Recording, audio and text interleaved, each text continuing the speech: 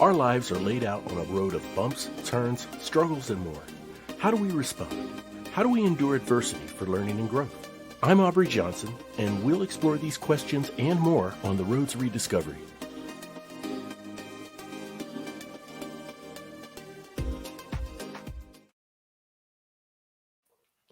Hello, everyone, and welcome to another episode of The Road to Rediscovery. I'm your host, Aubrey Johnson. The Road to Rediscovery is about reflecting on life lessons to learn and grow from them, and of course, pay it forward and uplift others who are struggling through dark times. Now, as you know, on The Road to Rediscovery, we are very passionate about delivering quality content that is of quality to you and your personal growth. If you like what you hear, please visit roadtorediscovery.com/donate. That's road, the number 2, rediscovery.com/donate. We'll give you a shout out in a future episode. And as always, there is no obligation. We are truly, truly grateful for your listenership. My special guest is the founder of Noesis, a worldwide education network aimed at helping assure a sustainable future for humanity. He's an expert on the instinctual influences of modern day behavior and how these behaviors cause many of the problems we face today. Ladies and gentlemen, let's welcome Mr. Tony Wall to the show. Hey, Tony, welcome to the show. It's so great to have you here. It's a real pleasure. Thank you so much for having me. I appreciate it. Oh, absolutely. We're thrilled to have you here, as you can hear. So, Tony, let's start off if you could share with the listeners a little context just about how early in life were you first intrigued with observing human behavior? Thank you, Aubrey. You said it in a word right there. I'm naturally taken to observing. It really comes down to that. I think if you look at children, I look at children a lot of times and they're silent. And I remember being a child, I was silent. I was observing. Yeah. That followed me into my later years. I was just a normal, fun-loving teenager, went to college, had a lovely time, and I was drawn to philosophy, and always drawn back to observing, only because there's a lot more utility in observing than there is in reacting. Yes. So my observations have carried on to now where, I'm an older man, and these observations have all combined to make Noesis. So I'm very lucky.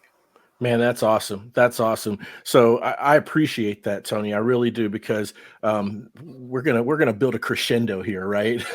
What I'd love to do is take it to the next level. I'm going to ask you another question as we build up to this phenomena called Noesis and unpack it, right? And talk about how it applies to humanity and how we can apply it to our everyday lives. So, Tony, let's talk about your original purpose, okay? Was your original purpose for observing human behavior, was it the same back when you started as it is in how you observe for Noesis today? Or was your purpose for observing human behavior different years ago and evolved over time to build up to Noesis? It's a great question. And the answer is that I think we're born in a certain way. And I call my process, if people want to say, gee, this is really interesting, this is terrific, I say, thank you. But, I call it common sense on steroids. Yeah. Where, the truth that we so desperately need will no longer be available to us, but we have a really terrific thing to lean on, and that is common sense. So what your listeners will hear tonight, I'm certainly, I hope, is common sense on steroids. I have a really bad habit of making sense, and I don't know why.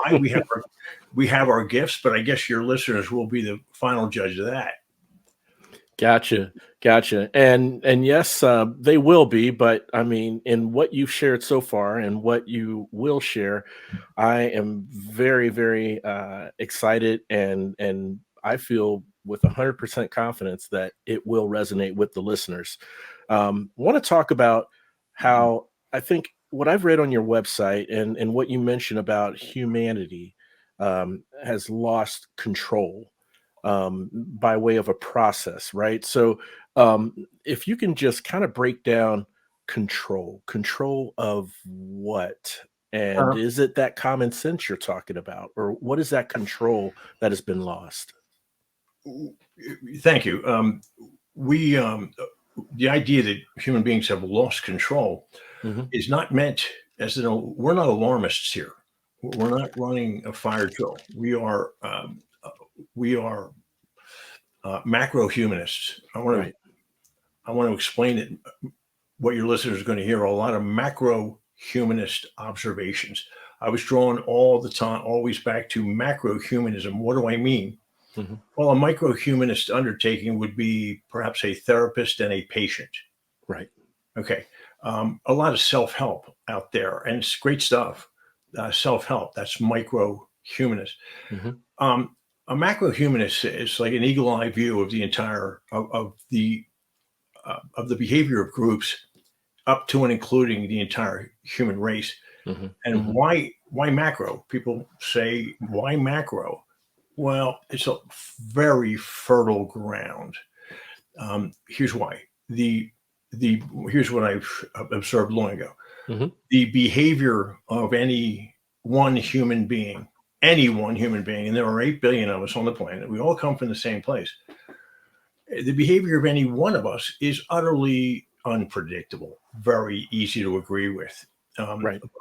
but long ago, I realized that the behavior of large groups, up to and including the human race, Hmm.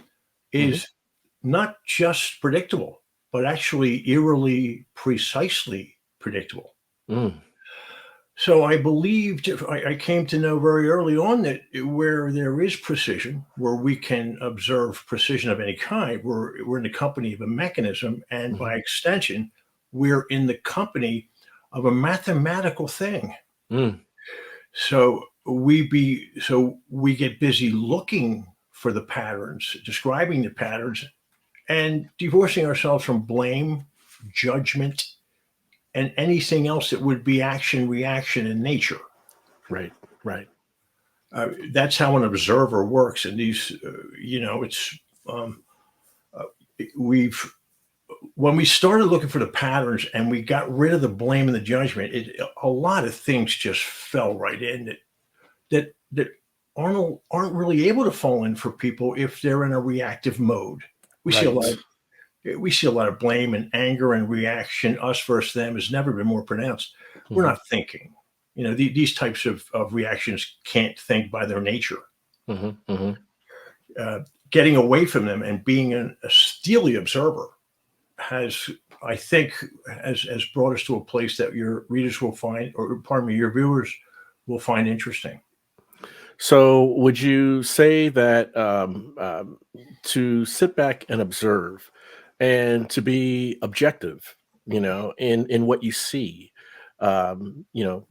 emotions aside, I mean, will a lot more be revealed to us about ourselves and about our surroundings when we take a more cerebral approach to how we observe? Yeah, and let me get your listeners will be okay. Give us a good example. Give us something juicy to Right, right. grab onto. Tiana. Here it is. And I hate to come in here, like a banshee, but I'm going to do it. Um, eh, I'm going to say something that we really need to have a voice put to, and that is Hmm. it: that the human race, in its current iteration, is not sustainable in any discernible way. Mm, hmm. Um, Hmm. Now, you get to say that's a lot to unpack, Tony, and you're going to have to defend that. And I will say, um, with all respect, I most certainly can. And the harder the question, actually, the better. I need to be able to defend this entire platform, and so I shall. Understood. Understood. And I'm so glad you mentioned that, because that is a lot to unpack, right? Yeah. And so, with that said, And I believe this is a quote that I found on your site, or on with you about Noesis, Yeah. and about humanity in general, from Carl Sagan, a very thought-provoking quote: extinction is the rule, survival is the exception. So my question to you, Tony, and I think you kind of touched on it in what you explained a minute ago: do you believe extinction is imminent? Extinction is imminent for everything that's ever come to life. Um, I know exactly the question you're asking, so let me get right to the answer.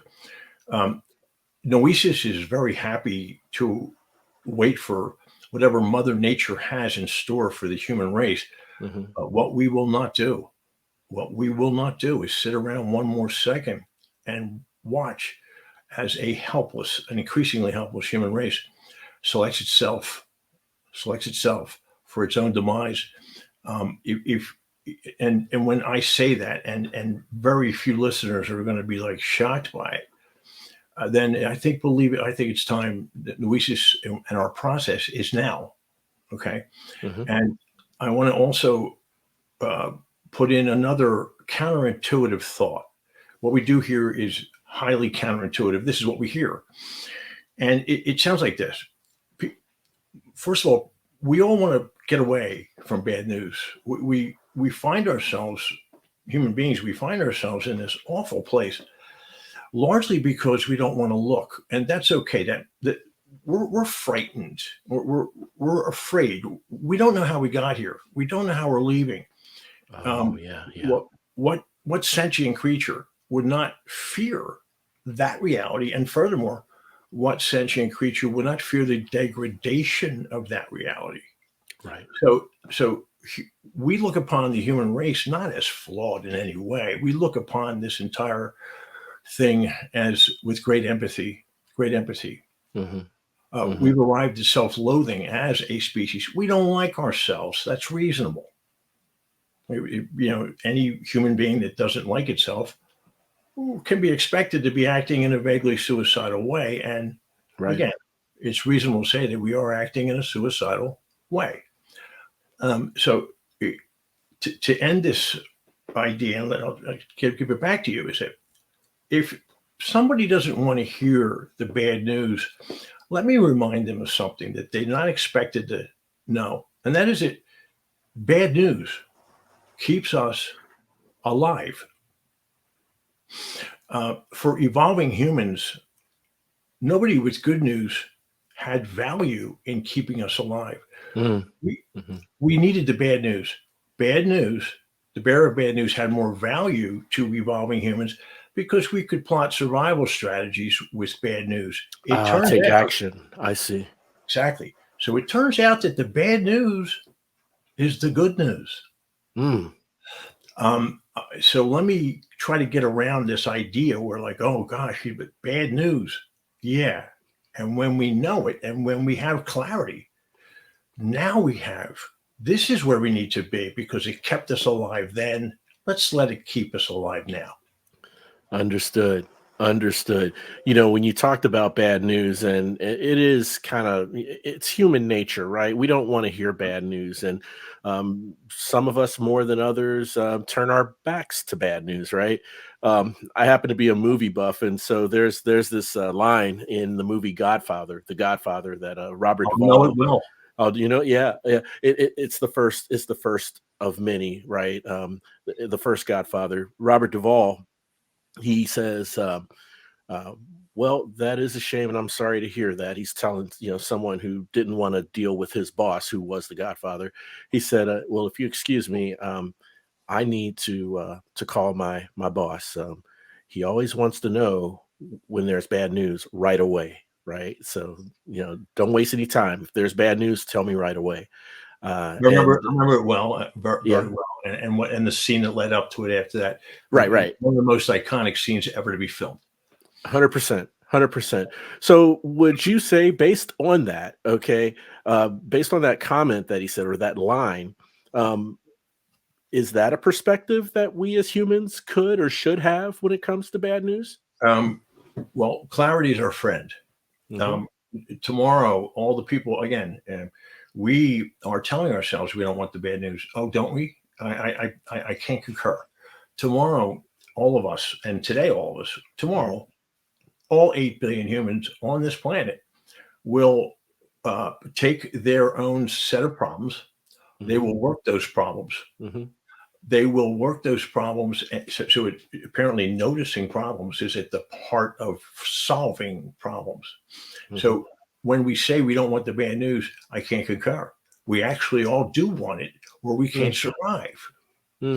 So again, this is counterintuitive, isn't it? I don't. The PR people we work with are getting used to my counterintuitive thinking. They say that we really don't want to scare people away. I say to them, I'm not trying to scare people away. I am not your man. If you want these issues soft pedaled, I can't do that. I don't bring value. I understand now. Yeah. So let me hurry it along here. What we do. I used a blanket statement earlier. Humans are not sustainable in any discernible way whatsoever. If I'm going to leave it there, what value do I have? Right. I put it out there, and then I go into this. The timeline of the human species on this earth, our migratory journey from Central Africa, which is where we all come from. Right. We start at ground zero right there. We get every human being on the same page, and that is that we all come from the same place. Every human being on earth is genetically linked to the tune of essentially 100%. Our physical differences are merely the result of the physical realities we encountered as we moved around the world. Right. So, we're talking about natural selection, who, she, let's call her she giveth or she taketh away, depending on what the circumstances were. So the evolutionary timeline of our species, once a matter of conjecture, even 50 years ago, is now no longer so. We can learn who we are for the first time. And I want to point something out too about learning who we are. No other culture, no other human culture in the past, it was only 200 years ago that we deduced that we evolved. Right. Yeah. Only 200 years. Yeah. So now again, we got to stop beating ourselves up for what we never knew. Okay.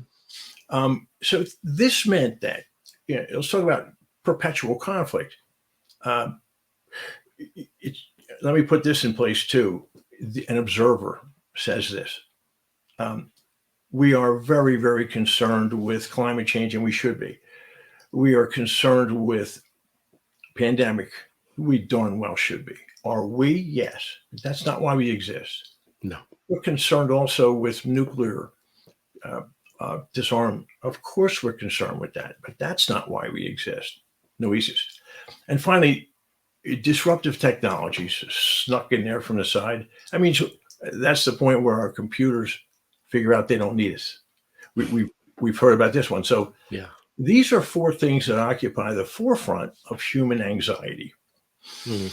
But Noesis comes up behind the human race and gently taps it on its shoulder and explains that those four concerns are not on the tombstone of any long lost human culture. Not one of those four things were present in human cultures that developed when we became stationary and we were no longer migratory. We became stationary. We took up behaviors that were foreign to our DNA, like acquisition. We were moved around the world in the spirit of cooperation, collaboration, collaborate or die. Collaborate or die. Let me stress this: collaborate or die. We naturally moved into acquisitive behavior. This was a natural arrival place for a stationary culture as our populations grew. Agricultural awakening, we domesticated beasts of burden. We domesticated dogs to manage these beasts of burden and to then become wonderful pets. So as these fields of crops grew bigger, so did our populations. We fell naturally into behaviors of acquisition. Mm-hmm. Again, a natural, random event, very viewable now in our evolutionary timeline. Right. It was the dynamics associated with stationary behavior that were and are completely foreign to human DNA. We're born to assist. We're born to help what is helpless. It helped our species to get everywhere in the world in one piece. It was a one heck of an undertaking. We are capable of greatness. But then something happened to us. We're not flawed. Something happened to us that greatly injured the human psyche. And I'll go further and say that it broke the human heart. Mm-hmm. And that is when we crossed over to acquisitive behavior. Okay. And it's self-interest. It was foreign to human DNA. And I'm going to go further. The self-interest of acquisitive behavior was so foreign. It was a torpedo straight to the bow of human DNA. I keep saying human DNA. It's right. What's inside us doesn't recognize self-interest and what descends from it, most notably a greater and a lesser being. We evolved in a spirit of full equality. We were all very, very happy with the places that we inhabited within our group. It helped us to survive. Now, all of a sudden, we fell into unnatural meritocracies, unnatural ones, as opposed to natural ones. So a lesser being was born for the first time about 10,000 years ago. The trouble began immediately. Mm. It formed a constant. It is, in fact, the constant to which I refer.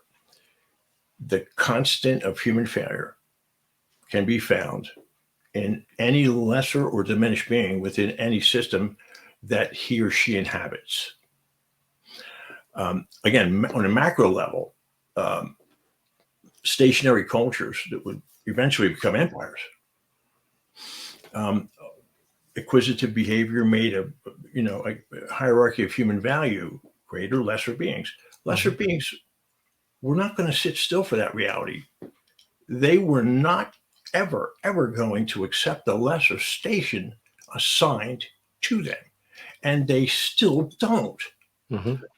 This happens in huge empires, and this happens in small groups of people where a lesser or diminished person is the collapse of that system constantly. Oh, wow. Yeah.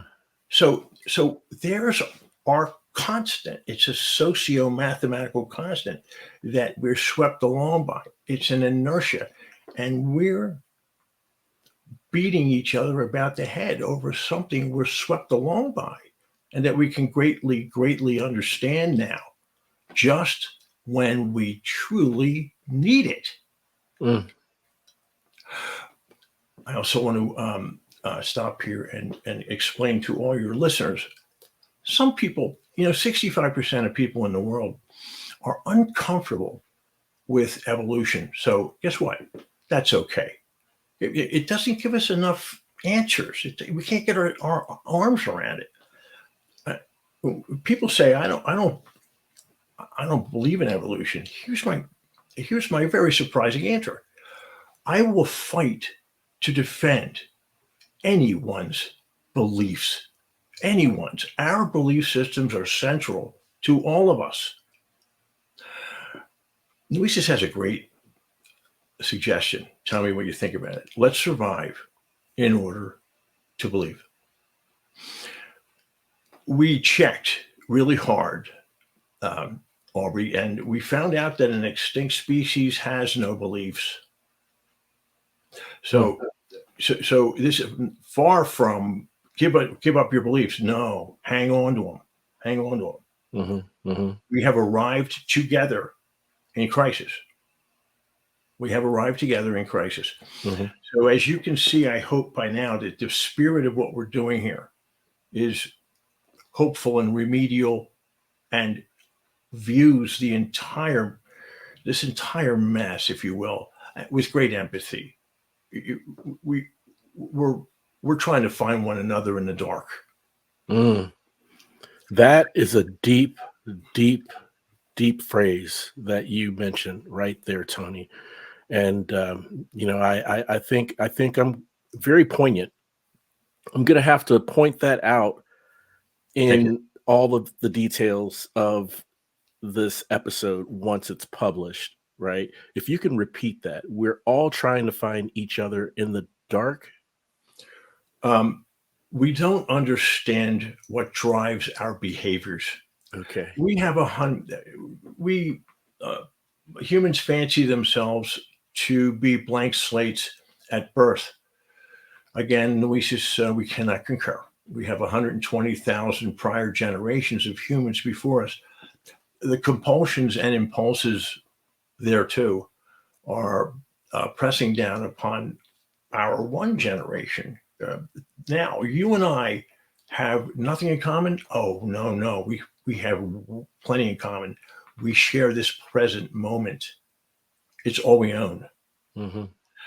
It's all anybody owns. Okay, so we are trying to fight against the immense evolutionary weight of 120,000 prior generations of humans before us. And we need to stop beating ourselves up when we can't possibly defeat the impulses and compulsions inside of us that activate 10, 15 times faster than the thinking brain. 100%. In fact, I was I was thinking that, I mean, and you went further than I did, but I was thinking generations and generations and generations and generations, prior to our existence. How do you change a shift that way of thinking, to where we stop beating up ourselves after so many generations? It's like trying to undo what so many generations have done. I mean, right. Is that kind of what it looks like or sounds like? No, again, I think I get a chance to surprise here. We live in the real world. We are fact-based. The most that we will risk here is what stands to reason on its worst day. And we better be. Here's why. If you're going to tackle issues of human sustainability, then you better be long on facts. Right. I believe that I do have command of the facts.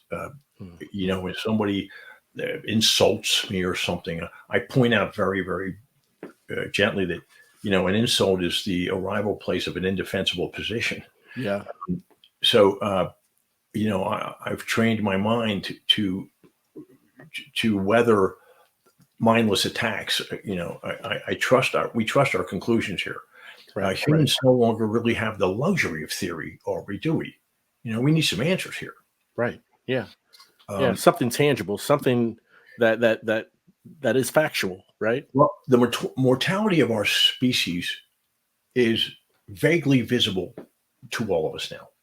When that doesn't surprise anybody, again, this is not what people are not saying, how 50 years ago, like, get away from here. And you know what? They would have been right.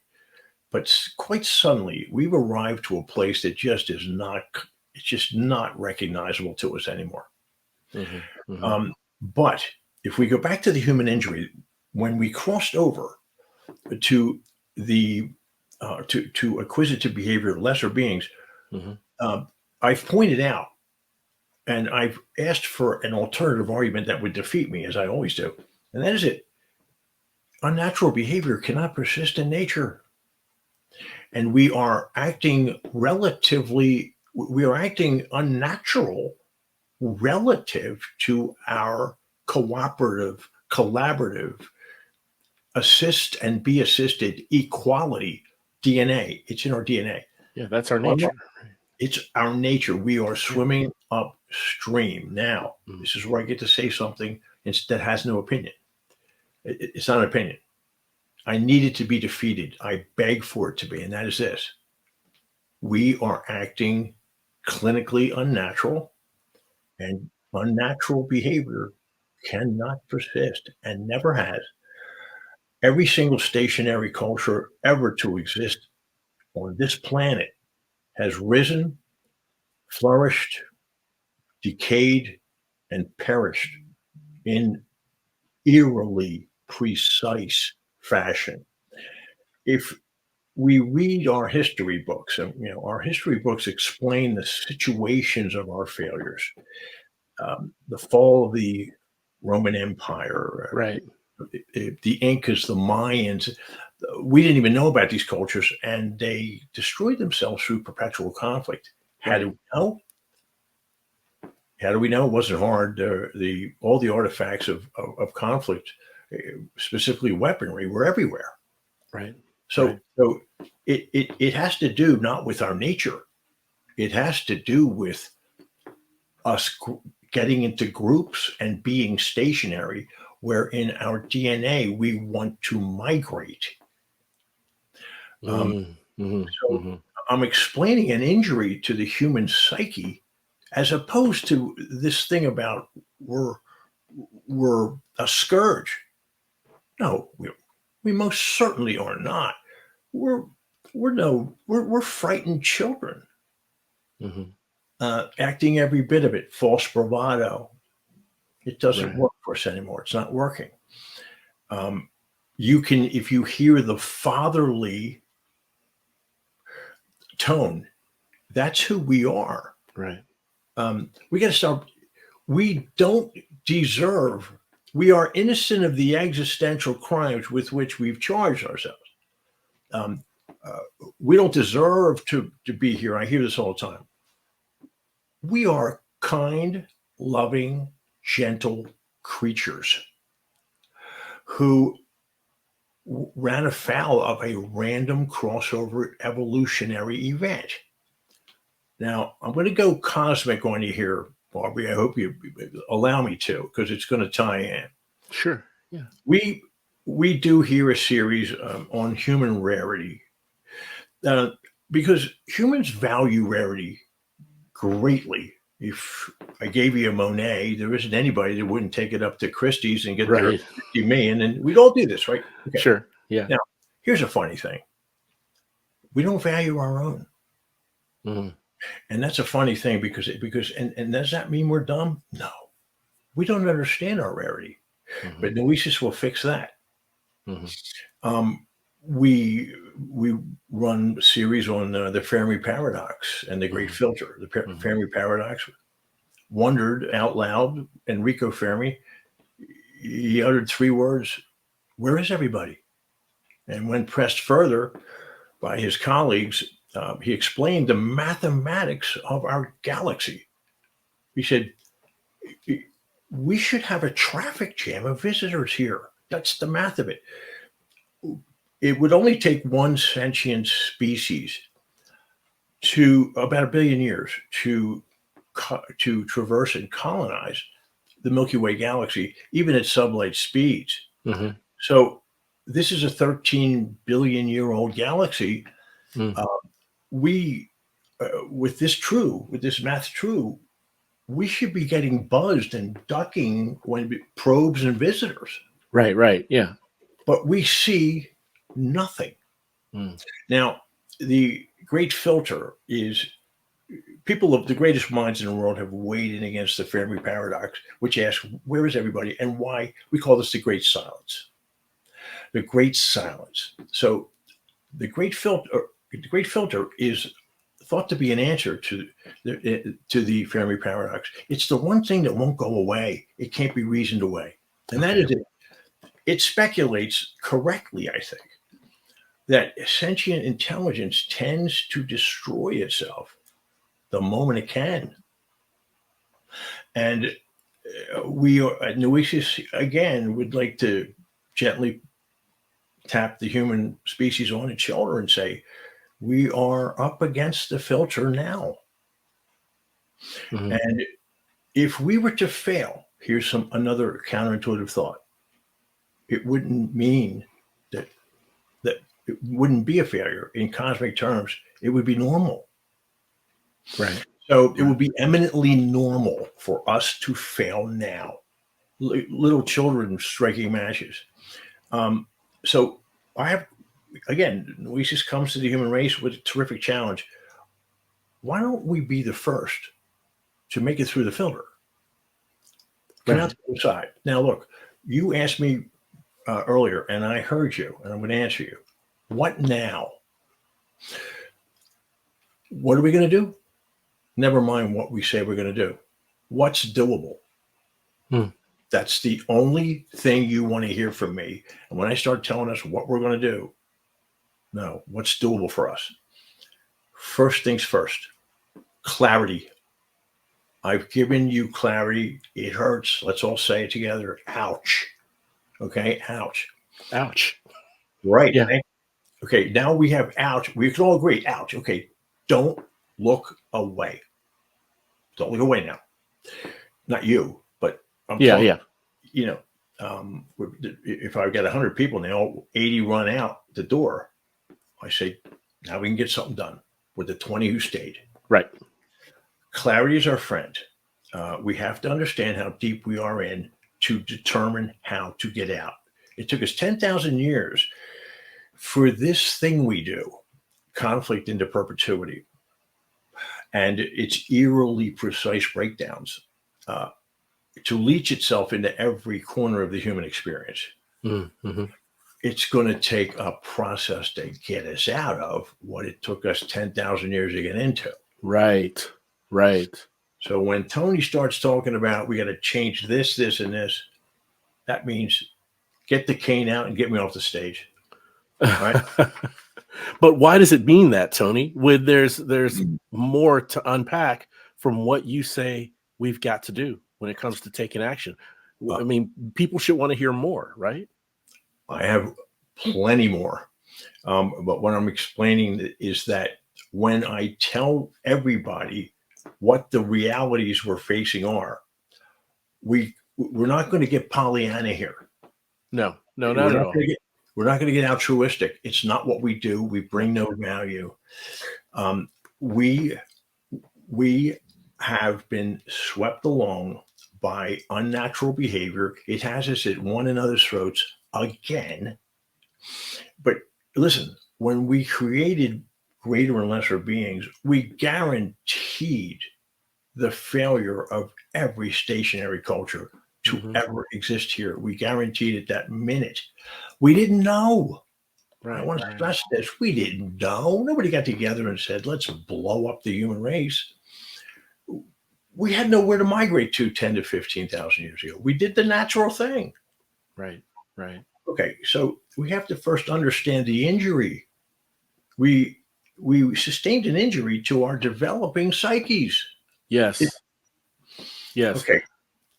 I don't blame an injured person. I don't blame a frightened child. Like you, we drop everything we're doing, and we're going to get that frightened child back to safety. Right. Humans, the false bravado we display, it's just not going to hunt anymore. All right. We're injured. We are frightened. We are acting every bit of it. We think that we're fighting about political minutia, Aubrey. I'm going to suggest that we're not. I think that we are channeling very textbook, escalating existential fear. What does it choose? It chooses safety in numbers. Have you ever seen a better example of us versus them than today? I never have. I never have either. And Tony, the very strategy and the very idea that you're talking about, as far as, we need to understand our injuries, understand our wounds, It's in complete alignment with an article I believe you wrote that I found very, very thought provoking. Right, this was an article that quite seriously moved me, Thank you. where you wrote on how humans have racism all wrong, and I believe at the time when I was reading it, what you were suggesting may sound counterintuitive to some or most people, but you talk about how everyone, regardless of color or ethnicity, have actually entertained a racist thought, right?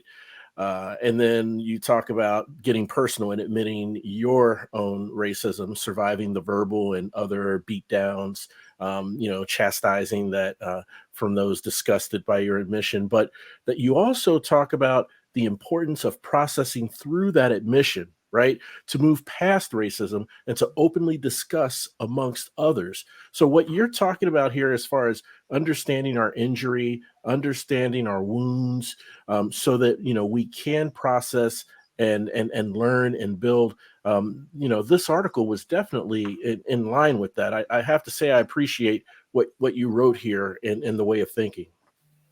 I want to thank you very much for bringing that up. Very boldly, I put it out there. I'm a fearless man. I put out, I comment on racy issues, and I managed to surprise people. And you took the time. You took the time to get through to what I was really talking about. I come out and say, I want to shout out my racist feelings to the world. Right. Why? Because I understand that this is a tribal relic. Okay. Mm-hmm. Anybody that didn't look like me, I was on high alert until I just, so this thing about, we're all lost in the same woods. Yes. Okay. So if we understand that we're all lost in the same woods, let me explain something, Aubrey. Racism and skin color are not related in any way. Mm-hmm. The other, this is this is an existential term, and I don't want to give too much weight to existentialism. It's a Right. pretty way to say realism, Mm-hmm. Mm-hmm. But there was the concept of the other that Right. the existential thinkers wrote about. The other. Well, the other had a bad habit of wanting to kill me 150,000 years ago. So I was on high alert against the other. Right. So, again, remember, neither one of us knew we came from the same place. That's right. Neither one of us knew. Who knew? Yeah. So right away, paranoia was our only choice. Mm-hmm. Mm-hmm. The brain works like this. Whatever we don't recognize, whatever stranger is a stranger, our brains say high alert until such time that it doesn't say high alert. We start at high alert and we graduate to complete comfort. I am completely comfortable with you. You are completely comfortable with me. Right. But the point is that, humans all come from the same place. So when we're beating each other about the head over racism, we are missing the point greatly. 100%. Couldn't agree more. And you picked up on it. You picked up on it because you stayed with the article. I can't thank you enough.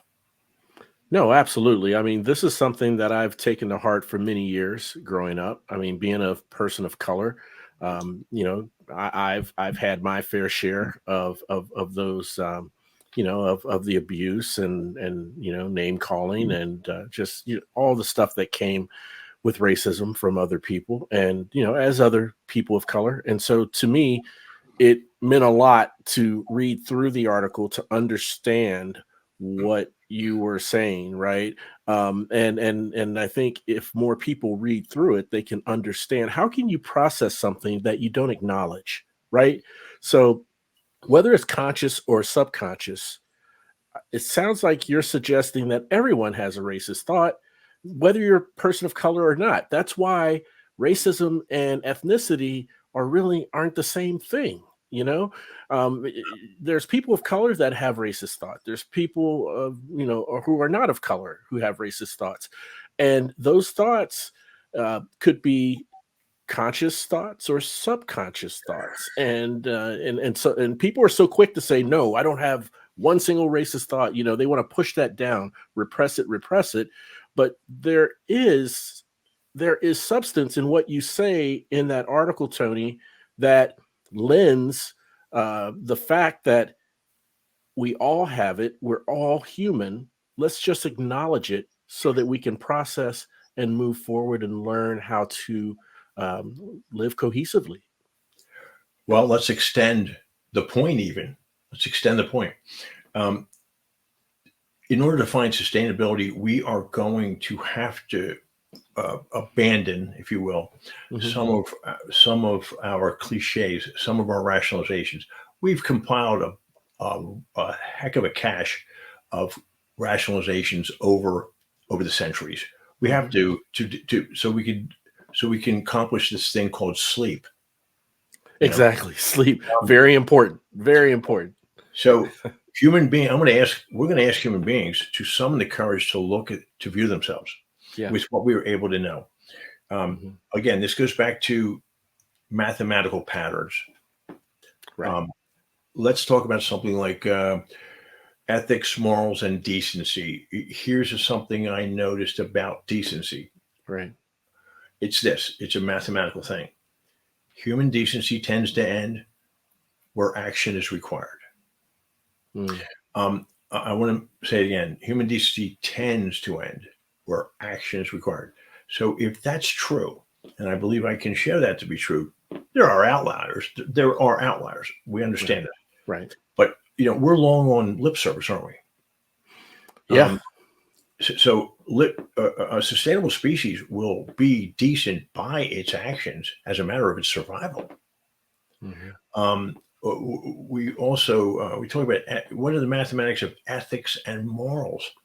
I'm treading softly here, Aubrey. I always say I'm treading softly, and then I proceed to make a point that's like, gee, never thought of it like that. Yeah. And here it is.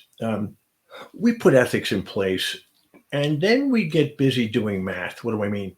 Well, our ethics are really tailored directly in line with the probability of negative consequences at any given time.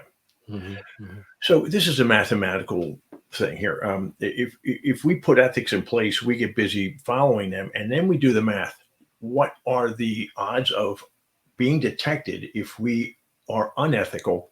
And if those odds are at zero, I will show you infinite unethical behavior over time. So who are we kidding? We're mathematicians. Like, right. We take our ethics. If there are negative consequences or 100, we're going to be really good boys and girls. Right. Now, take it at zero. Now we accelerate into infinite indecency. History shows this. So we need to own that, and then we can pivot to being ethical by choice as a matter of our survival as a species. Right.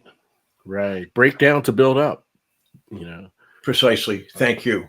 Yeah. Thank you very much. Thank you. Man. Owning the ownership of what we don't want to own. Yes. That's common sense. Common sense on steroids. Which you are able to absorb. Right. Okay. Now look, people are going to come and say, like, wait a minute, this goes against all my beliefs, and I don't believe in evolution. I will say, I guess we're not for you. It would really end at that. I guess just we're not for you. And by the way, if you want me to defend your beliefs, I'm right there. Gotcha. When that fight's over, we have to come back to our what is immovable for us to problem solve for sustainability. We are problem solvers. Yes. We're professional explainers. So what does it sound like? Okay. What I'm going to tell you now, I want you to see it and never unsee it. Okay.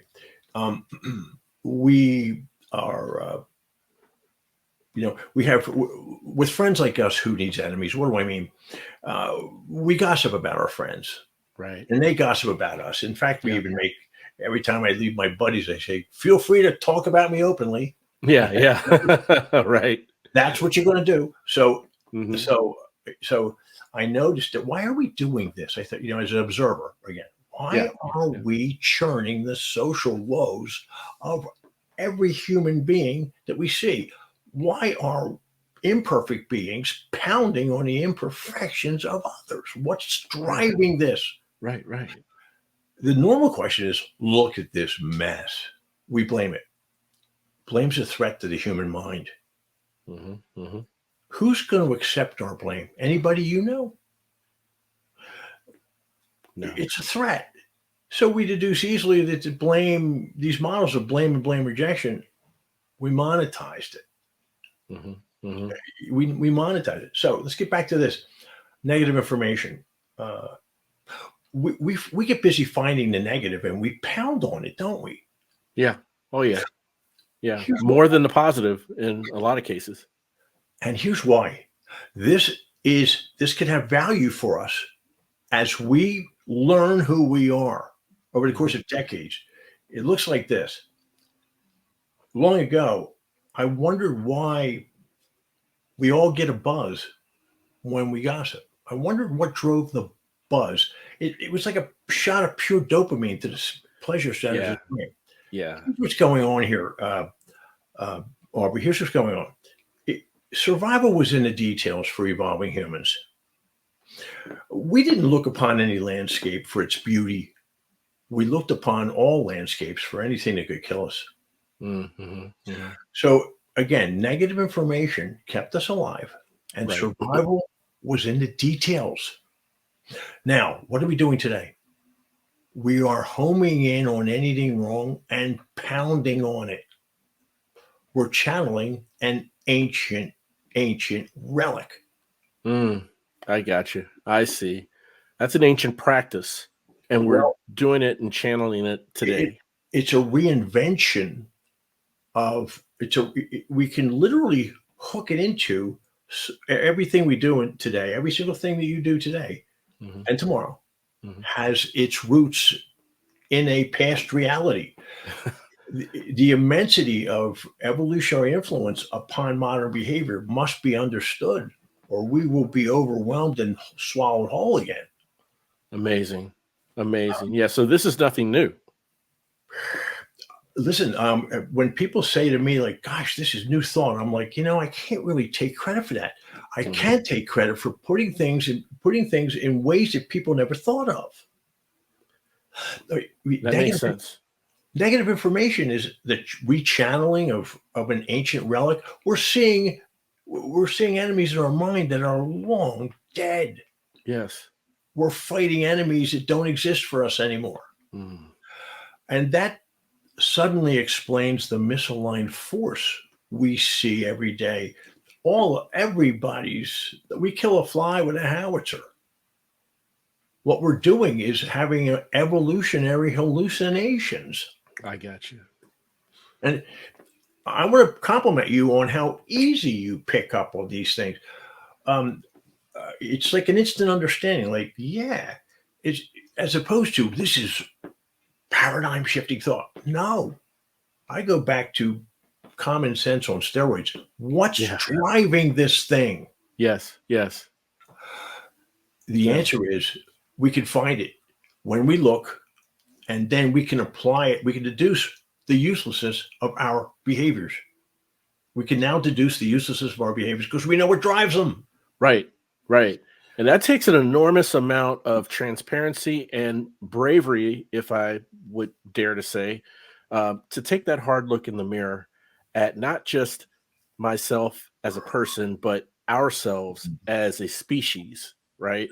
To acknowledge and understand those wounds, those pains, those shortcomings, those faults that we all have. This, Tony, this is a tremendous message. Okay, the message and method of Noesis is a tremendous um, call to action. that you have given our listeners a glimpse into what it is, how it works, what we're doing as a species, and what we should be doing or should start to do as a species. And I know the ideas that you have mentioned and the things that you have suggested that we should practice and do and dispel um, resonated with our listeners, and they're going to want to learn more. They're going to want to learn more. They're going to want to read your articles. I mean, I found your articles very profound and thought provoking.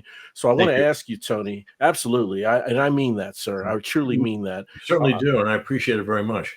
Absolutely, yes, sir. And how can the listeners connect with you, learn more, read your articles, learn more about Noesis and the work that you're doing in getting this message out?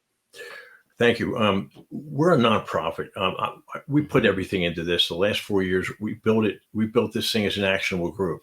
mhm, Um, mhm. we have a book coming out called "The Human Injury." It will describe what I've described to you. We have to understand that we are channeling an injury. Mhm. Um, and we need to understand the components of it, and begin to pivot over to looking at our beleaguered species with empathy, Yes. as opposed to self-loathing. We've got to ask the human race to come in off the ledge and let's talk about this. Um, so we are first things first. We're a nonprofit. Okay. I'm going to go to every single country in this world and try to unite all of us under a banner we can unite under, and that is human self-preservation species. Absolutely. To my listen, political, no. Cultural, no. Right. Religious, no. No, Species preservation, yes. We that's have a right. common enemy, don't we? Hmm. The end of our remarkable, rare species is visible to all of us. We don't deserve it. What we've become can't survive. What we are at heart deserves to.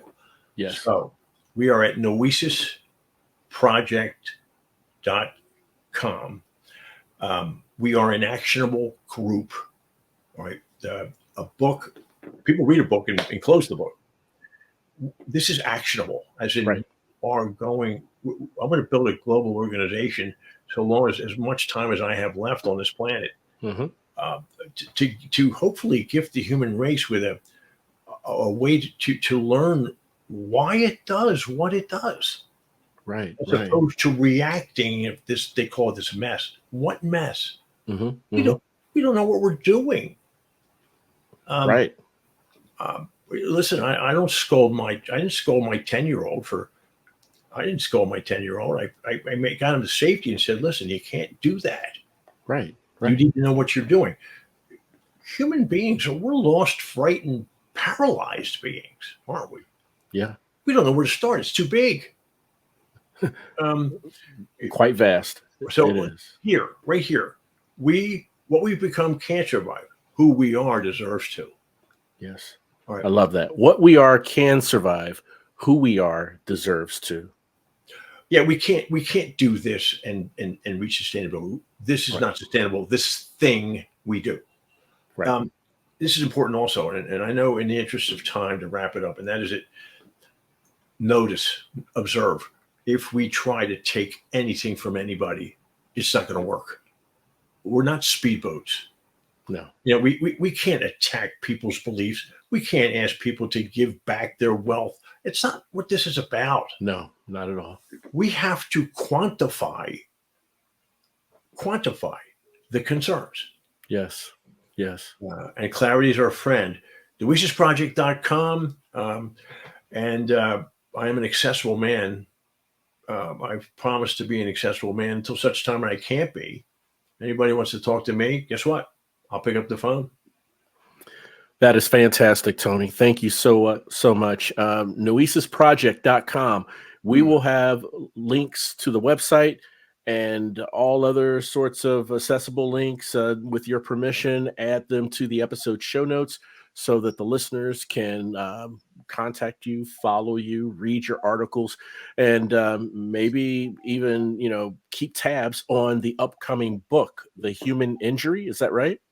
Yes, the human injury, I talked about it earlier. We Mhm. crossed over to a place that we don't recognize in our DNA. That Gotcha. we're truly injured.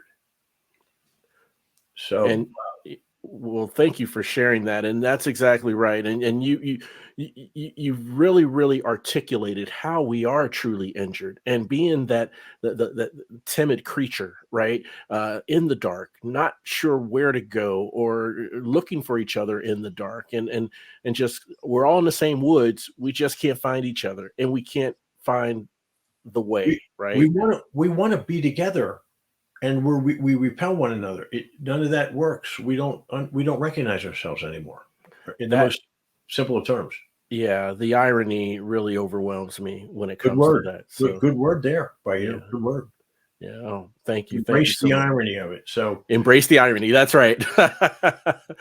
uh, Tony Wall, everyone. Tony, thank you so much for coming on the show, my friend. I really, really appreciate you coming on. And I hope we can stay in touch, because I would love to hear when your book, your next book, The Human Injury, comes out, so we can, let the listeners know as well. I would be delighted anytime. Oh, fantastic.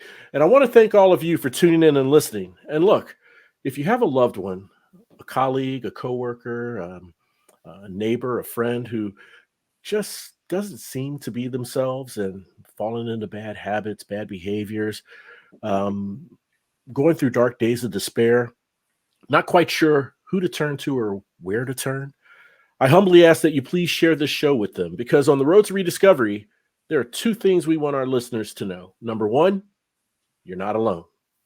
And number two, there's always hope. The road to rediscovery, it's a movement, a revolution. And guess what? You are now part of it. We're all roadies on this journey of life, and it sure feels good having you on the road with me. Thanks again for listening. We'll chat again soon. We really hope you enjoyed this episode of The Road to Rediscovery. We'd love to hear from you. Shoot us an email at roadtorediscoverypodcast@gmail.com and leave us any questions or comments you may have. The Road to Rediscovery is an AJ Shark production.